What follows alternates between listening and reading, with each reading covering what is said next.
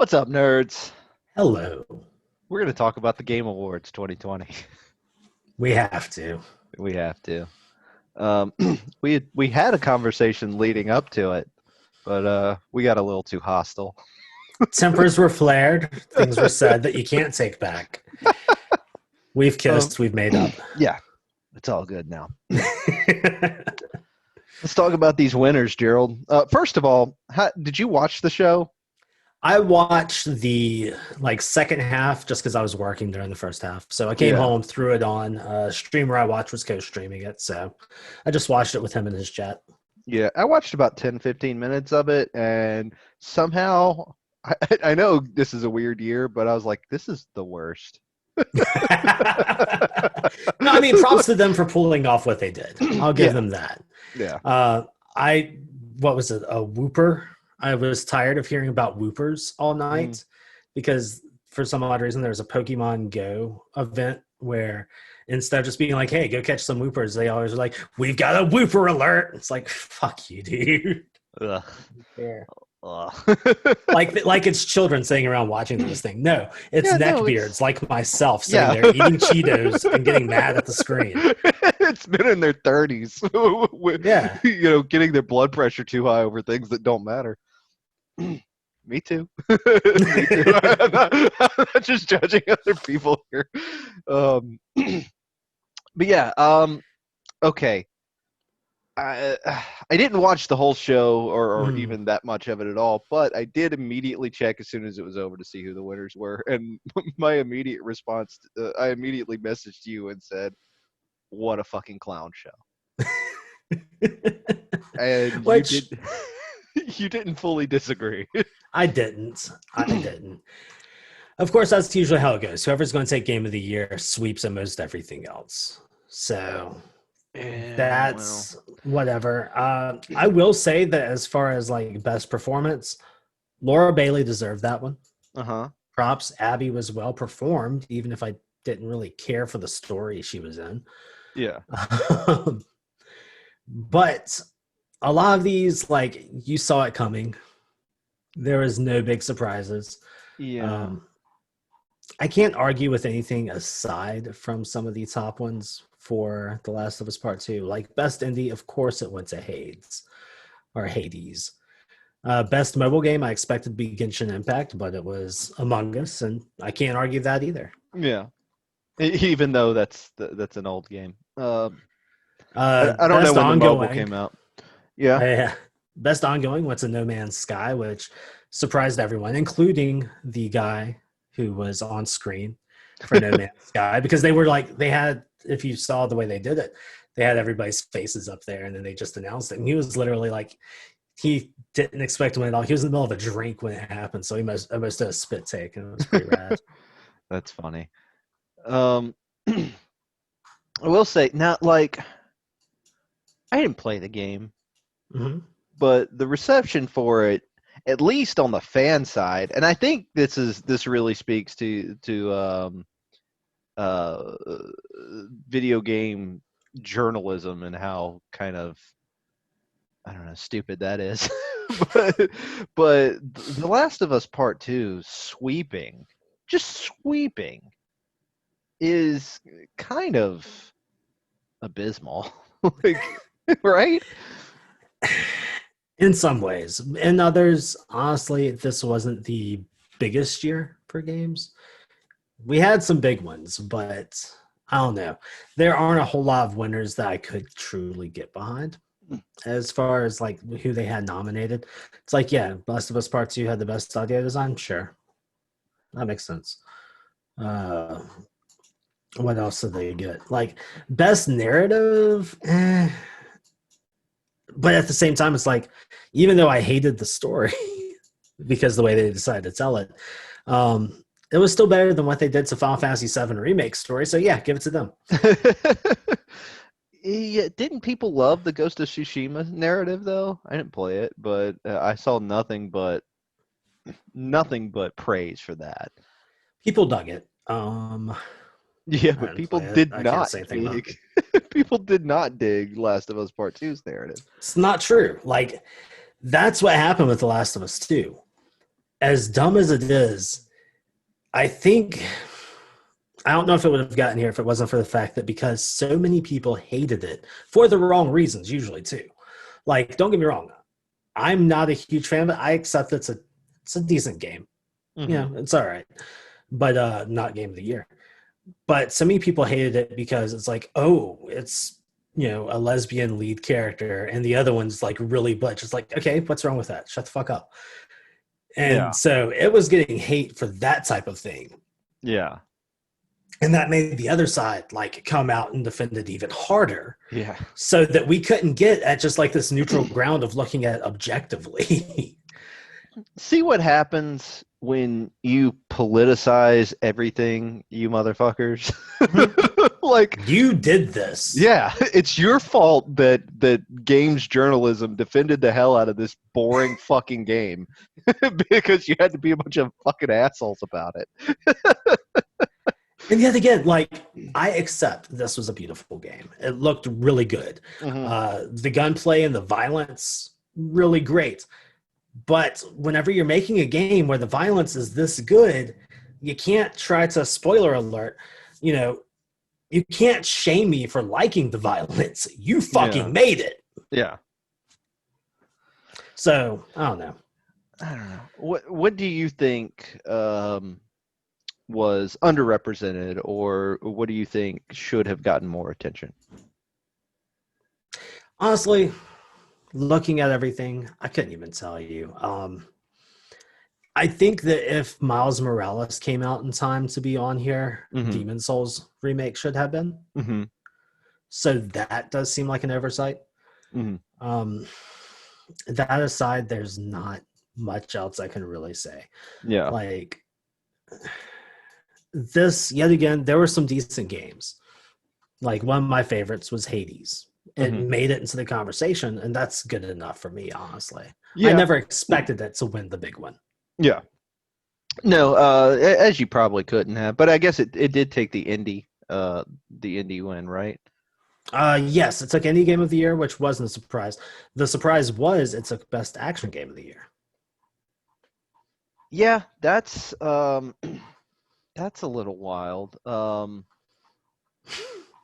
Obviously, I have different thoughts. I love Hades. Hades is fucking good, but I think as an action game, there's hardly anything like Doom Eternal. The fucking adrenaline rush that is that game is hard to beat, and it's just the combat is so layered and complex. I think it deserved a little more of a nod than it got there.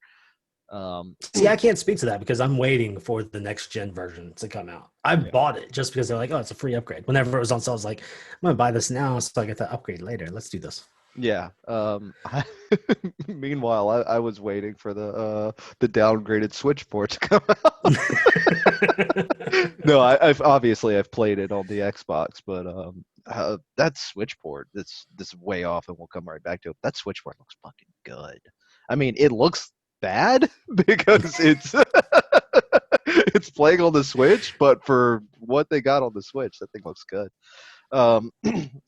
Yeah, I mean, obviously, I would have liked to have seen a little more go for Doom, a little more like Animal Crossing. I think is like tragically underrepresented here for as big of a role as it played in people's lives, and as big of a success as that thing was. That's the one that I feel was the game of the year. Yeah, it's not the one I like the most. I didn't even play it, but yeah, I've played a ton of it. It's not my game of the year, but I think, like, from a cultural standpoint, like, yeah, the escapism it provided in March and through the summer, that can't be overlooked. Yeah.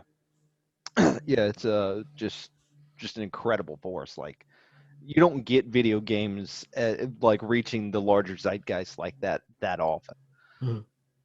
Like, that thing moved Switch units like you wouldn't believe. Like, it's insane. They went from like 50 million to like 70 million over the course of the summer, which is nuts. I mean, people think that this was a weak year for the Switch, but just because of that game, it had like one of its best years. Yeah. Half-Life Alyx won something that I thought it probably shouldn't have. Really? Well, I'm trying to remember what it was here. The only thing I I remember it even apologize. getting was best AR VR game, which I can't think of anything better for that. No, it certainly won that. What did it win? Hold on. Maybe it just won that. Maybe I just thought it got nominated for something it shouldn't have gotten nominated for. I don't think it got best content creator of the year. No, I think it just, yeah, it must have just won that, which of course, like you make an experience like that. I haven't played it yet, but I think I'm just mixing it up with a nomination that it got that I thought didn't make that much sense. I could see that. From what I've heard of those who have played it, it deserved to be in the game of the year conversation, but it didn't get into enough people's hands for that to really happen. Yeah, no, it didn't. That's the problem when you're making something for such a limited platform. But when when you're this is like supposed to be like the Oscars of the video games, like shit, Slumdog Millionaire or things like that didn't get into a lot of theaters before they got nominated. Yeah. They had a bit of a run off of that later, but like you're supposed to be the connoisseurs. You're supposed to be the people being like the tastemakers. Yes, this is the good stuff. Go and buy it. Instead of just being like, well, not a lot of people played it, so fuck it. Like that. Well, I mean, but that might also be that not a lot of critics played it. I mean, every major outlet should have played it, right? Yeah, but I guess four major outlets. Yeah. I mean, most outlets should have gotten their hands on that. It came out on all VR platforms. Like, do they not have Oculus Quests lying around IGN? Yeah, but the offices were closed, man. Pandemic. That's true. I don't know. I don't know. The best score going to Final Fantasy VII Remake is like it's hard to argue, but also it's like old music. They redid it, rearranged it in such a way that I agree with it. Yeah. Even though I love the music in Hades, if the music in Doom Eternal was anything like the music in Doom, it deserves to be on this list. Oh, Doom Eternal's soundtrack is like far and away better than Doom 2016 soundtrack. I look forward to it. Yeah. Yeah, audio design, I guess. I don't know. Yeah, I mean, largely I just don't agree with The Last of Us Part 2 getting everything, but, I just didn't see it coming. just the way it was largely not liked by a seemingly a majority of the fan base, or at least a vocal contingent. Like in my case, it wasn't that I didn't like it. It's that the plot or the story was ham-fisted. Mm-hmm. They, like I said, they tried to tell the same story of the first one in a different way. It's like, maybe killing people's bad. And then, yeah, again, spoilers. Sorry, not sorry. You kill like hundreds of people to get to this one villain at the end. And then you let her go because killing is bad. It's the fucking Star Wars ending. You're a bad guy if you kill the really bad guy, but not if you slice through 100 motherfuckers to get to it. And don't get me wrong, I understand that killing is bad. Yes. But I play video games because that's where I can do that and get away with it. Yeah, it's cathartic. It's not supposed like Jesus, like I don't need moralizing like that in a game, like I like it in movies. Like I really like it in movies when they take like like gangster murder, and instead of like glorifying it like a Scorsese movie or The Godfather or something, they make it sickening. Like I like that. But whenever you make me feel that in a game, that's not fun. And I primarily play games for fun. And oddly enough, I like the same story in Spec Ops: The Line. Yeah. Because they did it in a different way. That was like, oh shit, that's what's going on here. Okay, this is the horrors of war. And I like those types of stories. Yeah. But yeah, again, when you've got a revenge story where it's like, I'll kill anyone to get to her, but I won't kill her. Yeah. Like, all right, dude, fuck off. Yeah, that's misguided. Anyway, um, so wrapping up here, how do you feel about the Game Awards as an institution now? It's cool. Yeah. Like I don't know. We're at a weird place where I don't trust gaming journalists Yeah. except for us.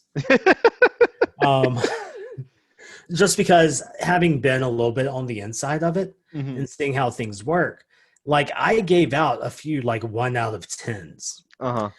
but now I kind of understand why I shouldn't, Yeah. and that's if I want to continue to get work. Yeah. So that's why I kind of have to remove myself from the situation sometimes. I had one game that I had to write a review for, and it was so goddamn terrible. I just refused to write it. It's like, you know what? Because it was an indie studio. This might have been their first game, but it was garbage. I didn't Yeah. want to sit down and say, hey, stop. Go back to your day job. I've had some movies like that where I was like, instead of giving you this bad of press, I'm just gonna not give you any. Yeah. That's just, I'll Yeah. pretend I didn't see this. Yeah. um, but yeah, I don't know. I think it's a. I don't think it is what it wants to be. I do think it wants to be the Oscars of gaming, but it's the fucking MTV Movie Awards of gaming. Uh, Yes. yeah, I do. Yes. I legitimately think that you need to have like they have what's it called, like an interactive arts, like Academy of Interactive Arts and Yeah, stuff. there's a And, few of those, like the Dice Awards, the digital interactive creation, whatever. yeah, I I don't think remember the full thing, but that's what this is without the glitz and glamour.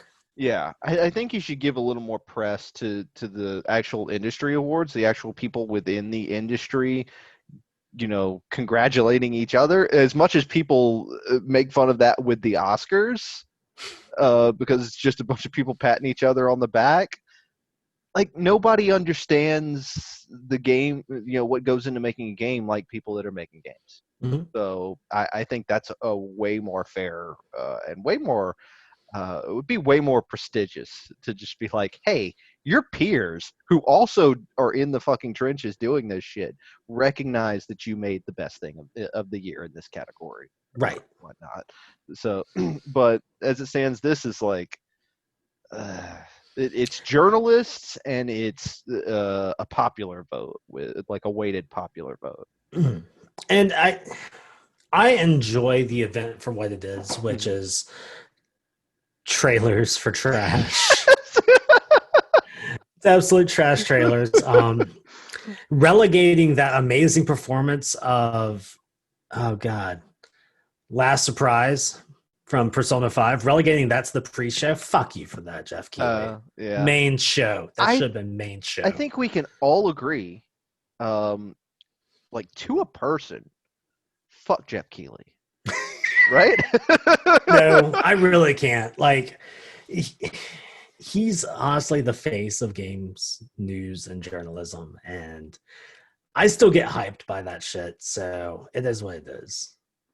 Sure, but like he sucks.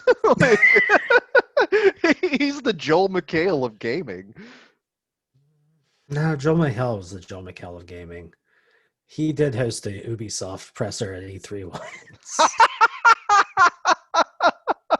Okay, fair. Um, that was a little rude to Joel McHale, though, who has more talent than Jeff Keighley. So, Oof. hey. Oof.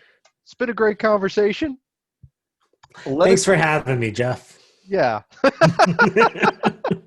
Let us know what you think about the Game Awards, what you thought about the 2020 Game Awards, and how much you hate Jeff Keighley in the comments below. And we will see you next one.